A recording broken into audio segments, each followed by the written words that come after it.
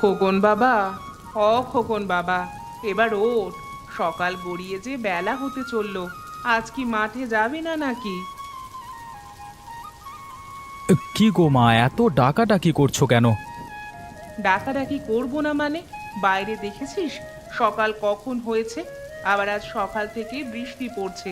মাঠে গিয়ে দেখ আমাদের চাষ করা তিলগুলোর কি অবস্থা। সেই রাতে ঘুমিয়েছি কখন যে রাত পুড়িয়ে সকাল হয়ে গেল বুঝতেই পারলাম না। ঠিক আছে ঠিক আছে, সেই সব কথা পরে হবে। তুই এখন খেতে বস। আমি তোর জন্য খাবার নিয়ে এসেছি। তারপর খেয়ে মাঠের দিকে যাবি।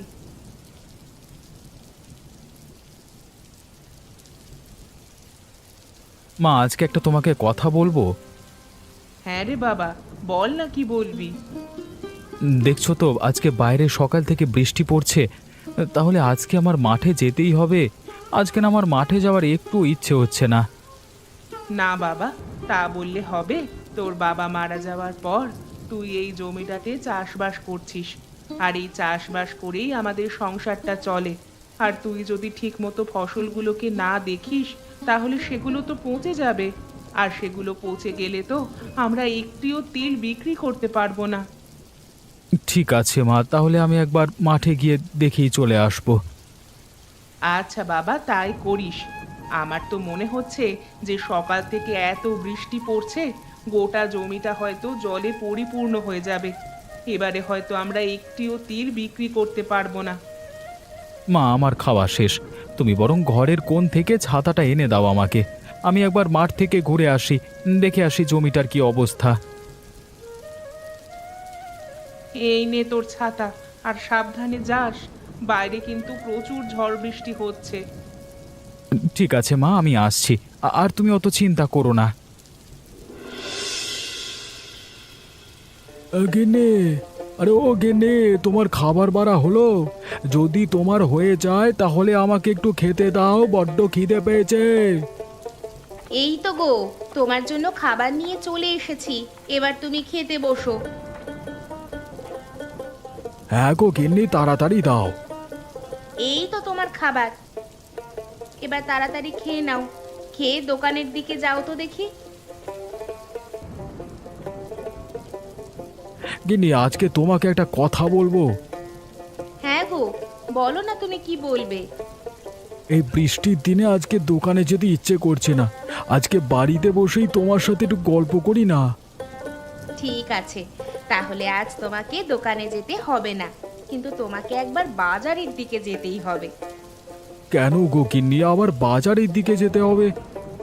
হ্যাঁ গো, তোমাকে বাজারের দিকে আজ যেতেই হবে। বাড়িতে আর সেই রকম মশলাপাতি আর কাঁচা সবজি নেই।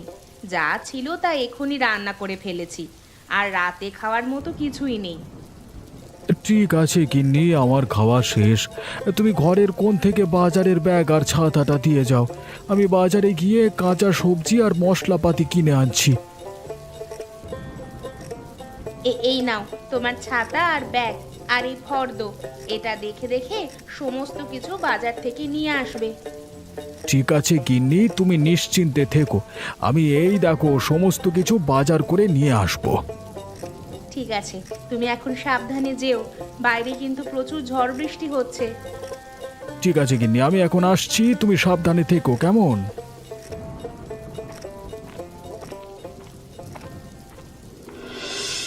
হায় গো হায়, এবার আমাদের কি হবে? আমরা এবছর কষ্ট করে লোকের কাছ থেকে টাকা পয়সা ধার নিয়ে এবারে তিল চাষ করেছিলাম, কিন্তু সকাল থেকে এত বৃষ্টি হওয়ার কারণে সমস্ত তিল বৃষ্টির জলে ভিজে একেবারে টইটম্বুর। এবার আমাদের কি হবে? হে ওপরওয়ালা, তুমি দেখো আমাদেরকে।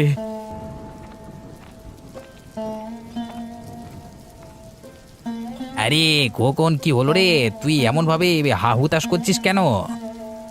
দেখো না দীপকদা, আজকে সকাল থেকে বৃষ্টি হওয়ার কারণে আমাদের চাষ করা সমস্ত তিল কেমন যেন জলে ডুবে গেছে। তাই তো, এ তো অনেক টাকা ক্ষতি হয়ে গেছে রে। হ্যাঁ গো দীপকদা, আমাদের অনেক টাকাই ক্ষতি হয়েছে। একে তো আমরা লোকের কাছ থেকে ধার নিয়েছি, তার উপর চাষ করেছি, অপরদিকে সমস্ত ফসল নষ্ট হয়ে গেল। এবার আমরা কি করে লোকের পয়সা শোধ করব? দেখ খোকন, কেঁদে আর লাভ নেই, যা হবার হয়ে গেছে। তুই তো আর কিছু করতে পারবি না। সরকার যদি আগে থেকে সতর্ক বার্তা দিয়ে দিত তাহলে আর এমন অবস্থা হতো না। তাহলে এখন কি করব দীপকদা, তুমি কিছু বলে দাও। খোকন, তুই এখন বাড়ি যা, গিয়ে তুই তোর মাকে সমস্ত কিছু খুলে বল। তোর মা কি বলে দেখ, তারপর তুই সিদ্ধান্ত নিবি যে তুই কি করবি। ঠিক আছে দীপকদা, তাহলে আমি বাড়িতে যাচ্ছি। হ্যাঁ রে খোকন, তুই বাড়ি যা। এই বৃষ্টির মধ্যে ভিজে নিজের শরীর খারাপ করিস না। আর আমিও বাড়ির দিকে যাই।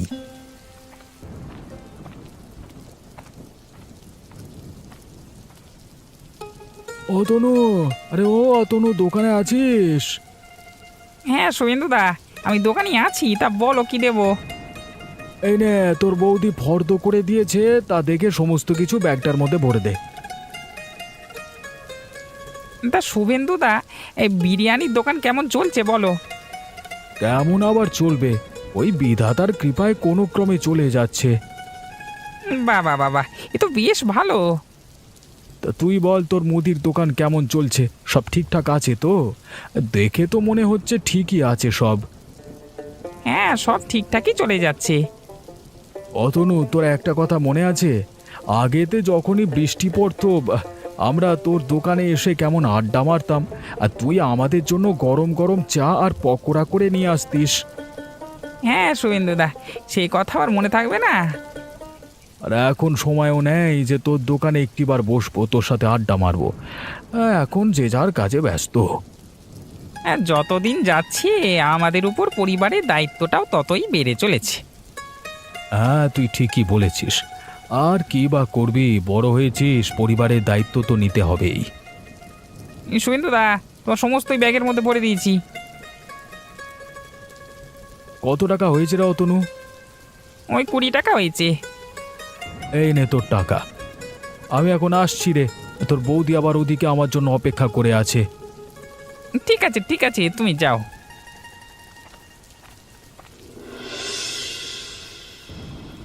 মা, ও মা, আমাদের সর্বনাশ হয়ে গেছে, হয়তো এবার সব শেষ হয়ে যাবে।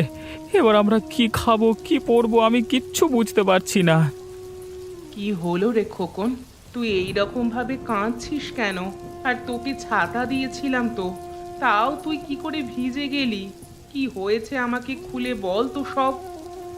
জানো মা, আজকে সকালে খাওয়া দাওয়া করে মাঠে যাওয়ার পর দেখি আমাদের সমস্ত তিল জলে টইটম্বুর হয়ে আছে।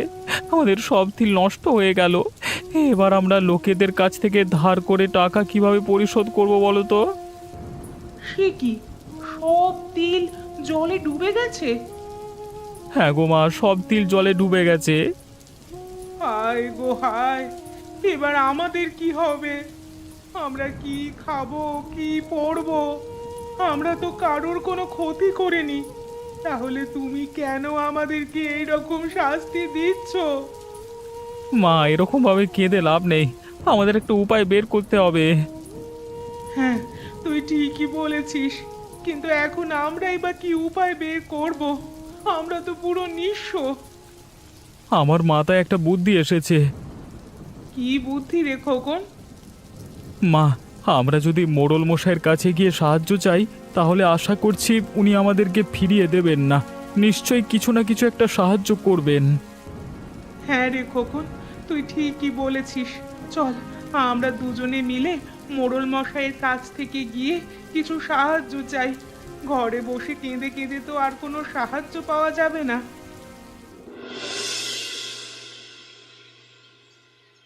মোড়ল মশাই, মোড়ল মশাই বাড়িতে আছেন? আপনার সাথে কথা ছিল। আরে খোকন যে, তা বলো আমাদের বাড়িতে সময় কি মনে করে? মোড়ল মশাই, আমাদের সব শেষ হয়ে গেল গো।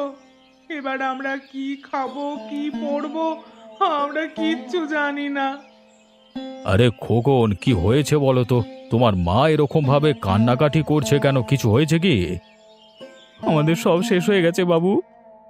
আরে কি হয়েছে সেটা তো ভালো করে বলো, এভাবে কাঁদলে তো আমি কোনো উপায় বের করতে পারবো না। তা কি হয়েছে খুলে বলো।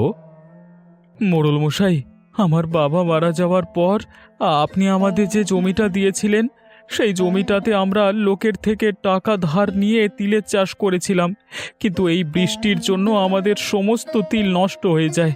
এবার আপনি বলুন, আমরা লোকেদের টাকা কিভাবে পরিশোধ করব? তাই আপনার কাছে একটু সাহায্য চাইতে আসলাম। আপনি যদি কিছু সাহায্য করেন তাহলে আমরা আপনার কাছে চিরকৃতজ্ঞ থাকব। ও আচ্ছা, এই ব্যাপার। তোমরা বরং এই চাষবাসের কাজটা ছেড়ে দাও। আমি তোমাদেরকে একটা দোকান দিচ্ছি, সেই দোকানে তোমরা খাবার বিক্রি করো। এর থেকে যা আয় হবে তার থেকে কিছু কিছু টাকা যাদের থেকে ধার নিয়েছিলে তাদেরকে শোধ করবে। সে ঠিক আছে মোড়ল মশাই, তবে আমরা কি খাবার বিক্রি করব? সেটা তো আমি বলতে পারবো না, তবে তুমি তোমার মাকে জিজ্ঞাসা করো যে তোমার মা কি ভালো রান্না করতে পারে।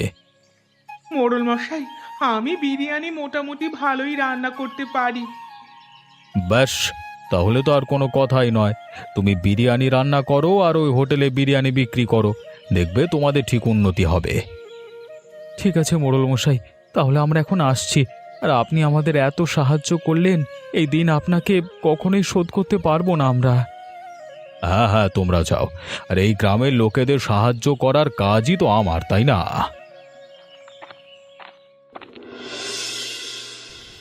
আসুন আসুন, আমার দোকানে আসুন। এই বৃষ্টির দিনে গরম গরম সুস্বাদু বিরিয়ানি খেয়ে যান। আসুন আসুন।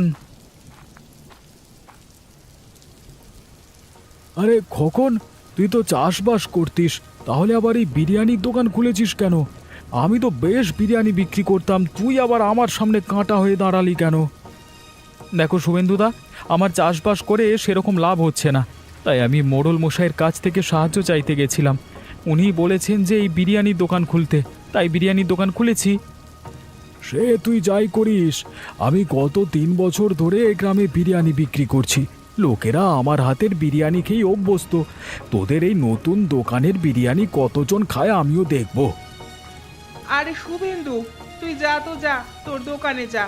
আমাদের ধান্দা করার সময় বিরক্ত করতে আসিস না তো। আরে কাকিমা, তোমার বয়স হয়েছে, তুমি কোথায় বাড়িতে বসে বিশ্রাম নেবে তা নয়, তোমার ছেলে কিনা দোকানে এনে তোমাকে বসিয়ে দিল। আমি আমার নিজস্ব ইচ্ছায় দোকানে এসেছি, আর আমাদের ব্যাপারে তোকে কে অত নাক গলাতে বলেছে বলতো শুভেন্দু? তুই তোর কাজ কর, আমরা আমাদের কাজ করি। হ্যাঁ হ্যাঁ, করো করো, তুমি তোমাদের কাজ করো, আমি আমার দোকানে চললাম। হ্যাঁ।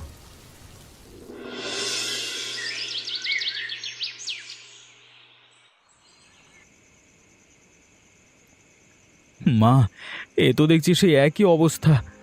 আমরা কি আর সুখের দিন দেখতে পাবো না? আমরা কি চিরকাল গরিব ছিলাম আর গরিবই থেকে যাব? কি করবি বল খোকন? আমরা মোড়ল মশাইয়ের কাছে সাহায্য চাইলাম, সাহায্য তো পেলাম, কিন্তু আমরা সেই সাহায্যটা কাজেই লাগাতে পারলাম না। কিভাবে আর সাহায্যটা কাজে লাগাবো? কোথায় শুভেন্দুদা গত 3 বছর ধরে বিরিয়ানির ব্যবসা করে আসছে, আর আমরা সেখানে একদিন বিরিয়ানি করলে কি আমাদের দোকানে খরিদ্দার আসে? হ্যাঁ রে খোকন, তুই ঠিকই বলেছিস। তাহলে দেখছি আমাদের এবার অন্য জিনিস তৈরি করে বিক্রি করতে হবে। না মা, আমরা এই বিরিয়ানি বিক্রি করব। আমার মাথায় একটা বুদ্ধি এসেছে, যার জন্য এর পরের দিন থেকে আমাদের দোকানে শুভেন্দুদার দোকানের চেয়ে বেশি ভিড় থাকবে। সে কি রে, তুই কি বলছিস? যেখানে আজকে আমাদের দোকানে একটাও লোক আসেনি, আর তুই বলছিস কি না কালকে আমাদের দোকানে প্রচুর লোক আসবে? তা তুই কি বুদ্ধি বের করেছিস বাবা? মা, শুভেন্দুদার দোকানের বিরিয়ানির দাম 10 টাকা, আর আমরাও 10 টাকা করেই বিক্রি করছি। যদি আমরা 10 টাকা করে 2 টাকা কমিয়ে 8 টাকা করে বিরিয়ানি বিক্রি করি, তাহলে আমাদের দোকানে প্রচুর ভিড় হবে। তাই তো রে খোকন, তুই বুদ্ধিটা কিন্তু মন্দ দিসনি। একবার চেষ্টা করে দেখা যেতেই পারে, যদি আমাদের ভাগ্যটা বদলে যায়। হ্যাঁ মা, তুমি বরং তাড়াতাড়ি শুয়ে পড়ো, অনেক রাত হয়েছে। কালকে সকাল সকাল উঠে আমরা দোকানে যাব।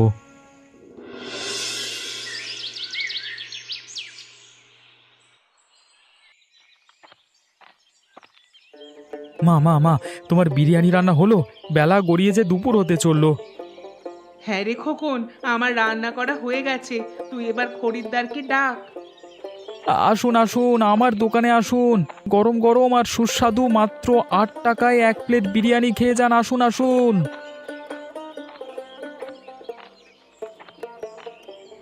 আরে খোকন, আমি এ কি শুনছি? আমি যা শুনছি সেটা কি সত্যি? তুই 8 টাকা করে 1 প্লেট বিরিয়ানি দিচ্ছিস? হ্যাঁ গো দীপকদা, আমি 8 টাকা করেই 1 প্লেট বিরিয়ানি দিচ্ছি। তা ওদিকে শুভেন্দু তো 1 প্লেট বিরিয়ানির দাম 10 টাকা করে দিচ্ছে, তুই 8 টাকা করে দিচ্ছিস, তাতে তো লাভটা কোথায় থাকছে? ও আমার ঠিক পুষিয়ে যাচ্ছে। তা বলো, তোমাকে ক প্লেট বিরিয়ানি দেব? আমাকে 2 প্লেট বিরিয়ানি দে খোকন, বাড়ির জন্য নিয়ে যাব। এই নাও তোমার 2 প্লেট বিরিয়ানি। তা কত টাকা হয়েছে খোকন? তোমার ওই 2 প্লেট বিরিয়ানির দাম 16 টাকা। এই নে তোর টাকা। আমি এখন আসছি, আবার বাড়ির দিকে যেতে হবে তো। ঠিক আছে দীপকদা, তুমি বাড়ির দিকে যাও, আবার আসবে কিন্তু আমার দোকানে। হ্যাঁ হ্যাঁ খোকন, আমি নিশ্চয়ই আসবো।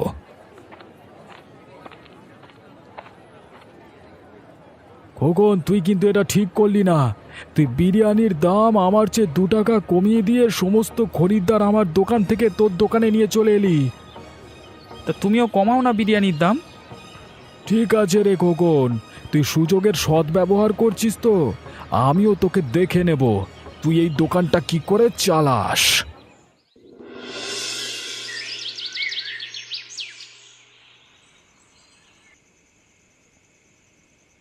আমি ওকে ছাড়বো না।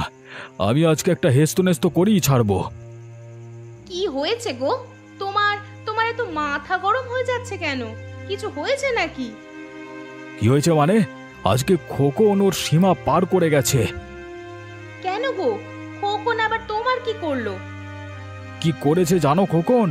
রোজকার মতো আমি আজকে দোকানে গেছিলাম, গিয়ে আমি যেমন বিরিয়ানি বিক্রি করি তেমনই করছিলাম। সেই সময় খোকন চিৎকার করে বলে যে আমার দোকানে মাত্র 8 টাকার বিরিয়ানি পাওয়া যাচ্ছে। তা শুনে আমার দোকানে দাঁড়িয়ে থাকা প্রত্যেকটা খরিদ্দার তার দোকানে চলে যায়। সে কি গো? এ তো তোমার সঙ্গে প্রচুর খারাপ হয়েছে। তাহলে আর তোমাকে বলছি কি, আমি আজকে রাতে কিছু না কিছু একটা করেই ছাড়বো। তা কি করবে সেটা কি ভেবেছো? হ্যাঁ ভেবেছি, আমি আজ রাতে ওর দোকানে গিয়ে পুরো দোকানটা আগুন লাগিয়ে দেব। তাহলে দেখব এর পরের দিন থেকে কিভাবে ও বিরিয়ানি বিক্রি করে। হ্যাঁ, তুমি তাই করো। ওর একটা শিক্ষা হওয়া উচিত। তবে তুমি যেইটা করবে সেটা কিন্তু ভেবে চিন্তে করবে। ঠিক আছে গিন্নি, আমি চললাম।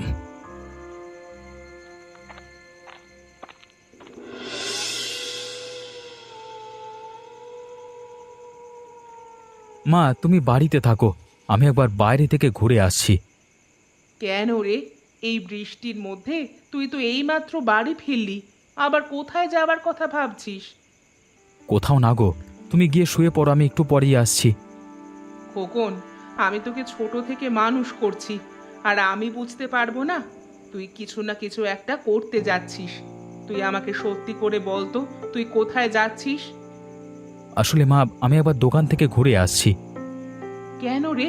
এই রাত্রির বেলায় তুই আবার দোকানে যাবি কেন? কিছু কি আনতে ভুলে গেছিস নাকি? থাক না, সেটা কাল পরের দিন সকালে গিয়েই আনবি। না গো মা, আমি কিছু ফেলে আসিনি। তাহলে তুই দোকানে যাবি বলছিস কেন? আসলে আমার কেন জানি না শুভেন্দুদার উপরে সন্দেহ হচ্ছে। কেন রে? তোর শুভেন্দুর ওপর অত কেন সন্দেহ হচ্ছে? তুমি আজকে দেখলে না, আমরা যখন ওর দোকান থেকে প্রত্যেকটা খরিদ্দার ডেকে নিয়ে চলে এলাম, তখন ওর চোখে আমাদের প্রতি কিরকম রাগ জন্মেছিল। আমার দৃঢ় বিশ্বাস ও আজকে রাতে আমার দোকানে এসে কিছু না কিছু একটা ক্ষতি করবেই, আর সেইটা হাতে নাতে ধরবার জন্যই আমি আবার দোকানের দিকে যাব বলছি। ঠিক আছে, সে তুই যাবি যা, কিন্তু তুই দীপককে ডেকে নিয়ে যা, তাহলে আমি একটু চিন্তামুক্ত থাকবো। ঠিক আছে মা, তুমি নিশ্চিন্তে থাকো, আমি দীপকদাকে ডেকে নিয়েই দোকানের দিকে যাব।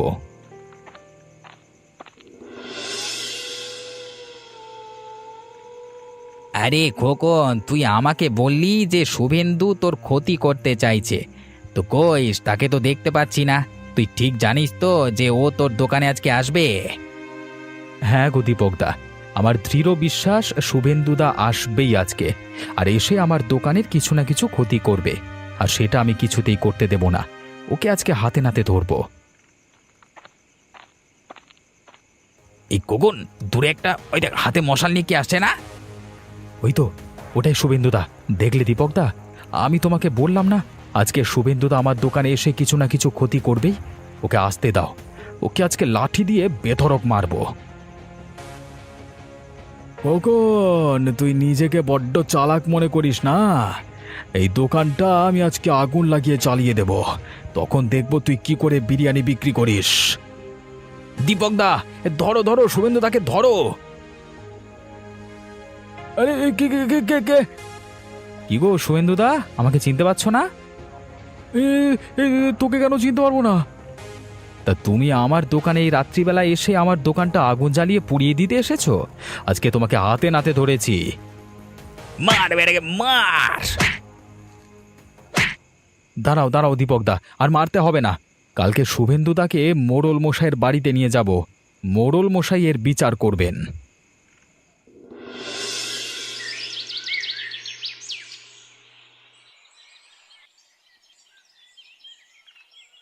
মোড়ল মশাই, মোড়ল মশাই, আপনি বাড়িতে আছেন? আপনার সাথে একটু কথা ছিল, বেরিয়ে আসুন। আরে কিরে, তোরা আমাদের বাড়িতে সাত সকালে কি করছিস? এত চেঁচামেচি করছিস কেন? জানেন, আপনি যে দোকানটা আমাদেরকে দিয়েছিলেন এবং বলেছিলেন যে বিরিয়ানি বিক্রি করতে, সেই দোকানটা শুভেন্দুদা রাতে মশাল জ্বালিয়ে পুড়িয়ে দিতে চেয়েছিল। আমি তাকে হাতে নাতে ধরেছি। সে কি শুভেন্দু, তুই এরকম বাজে কাজ করছিস? ছি, তোর থেকে আমি এটা আশা করিনি। মোড়ল মশাই, এখন আপনি এর বিচার করুন। আমরা পুরোটাই আপনার ওপর ছেড়ে দিচ্ছি। হ্যাঁ মোড়ল মশাই, আপনি বিচার করুন। মোড়ল মশাই, দয়া করে ক্ষমা করে দিন, আমি আর এরকম কাজ কখনো করব না। হ্যাঁ মোড়ল মশাই, আপনি আমার স্বামীকে ক্ষমা করে দিন। না শুভেন্দু, তুই যা কাজ করেছিস এর কোনো ক্ষমা হয় না। আমি তোকে শাস্তি দিলাম, তুই এই গ্রাম ছেড়ে চিরকালের জন্য চলে যাবি। এই গ্রামে তোর ঠাঁই নেই, এটাই আমার শেষ কথা। চলে যা আমার দু চোখের সামনে থেকে, যা। সত্যি মোড়ল মশাই, আপনি না থাকলে আমাদের যে কি হতো আমরাই জানি। তা তোরা এখন বাড়ি যা, আর মন দিয়ে বিরিয়ানির ব্যবসা কর। আমার এই শখের গ্রামে দুষ্ট মানুষ স্থান পাবে না।